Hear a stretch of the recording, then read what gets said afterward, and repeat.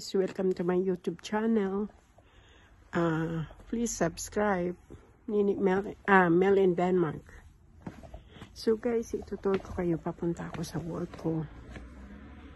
Bali dito yung bahay ko guys. Yan.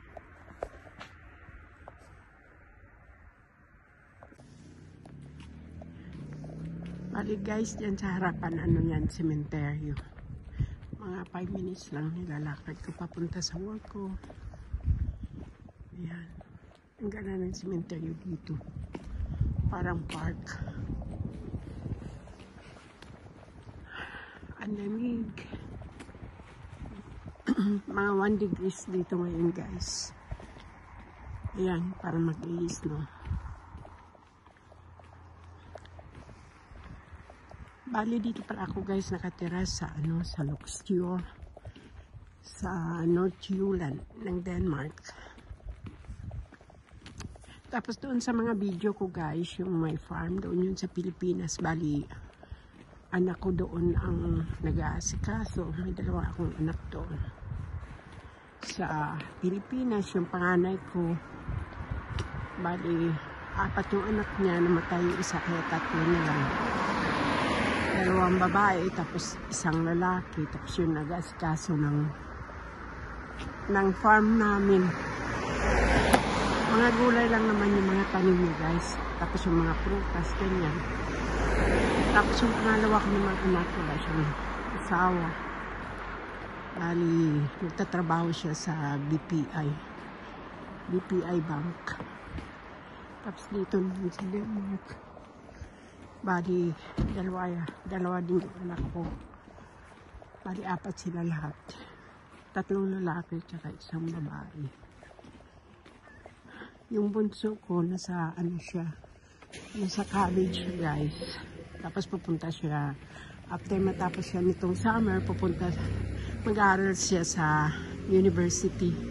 Tapos yung babae ko naman, nasa Copenhagen. Bali doon siya nakatira. Tapos nagtatrabaho na siya. Tapos ako naman guys, nagtatrabaho sa Playa. Bali yung pag sa English, parang home for the aged. Nag-aral ako guys dito ng mahigit 2 years. Tapos pagkatapos ko sa Copenhagen, ako nagtatrabaho. Tapos lumipat kami dito sa Luxembourg nung nagbili kami ng bahay.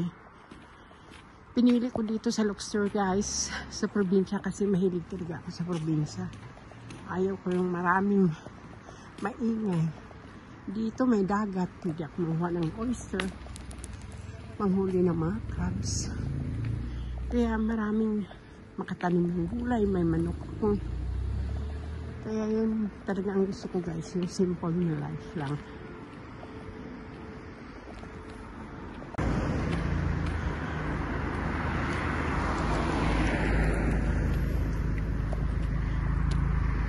Tapos dito guys, kasi naman dito ang life ko sa probinsya ng Denmark, kasi hindi siya masyadong maingay. Tapos ang trabaho ko, nilalakad ko lang. Malapit ko sa dagat. Tapos dito parang may bukid siya guys, hindi talaga mataas na bukid. Kasi wala namang bukid na mataas dito sa Denmark. Pwede ka namang ng mga mushroom pag summer.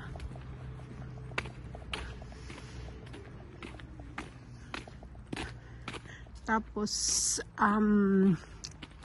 okay naman, may mga Pilipino naman dito. Pero hindi masyado. So, ganito lang ang buhay talaga sa abroad guys. Kahit dito ka na, may mismo rin sa Pilipinas. So guys, hanggang dito na lang yung aking kwento. Kasi malapit na ako sa trabaho ko. Thank you for watching. Please subscribe.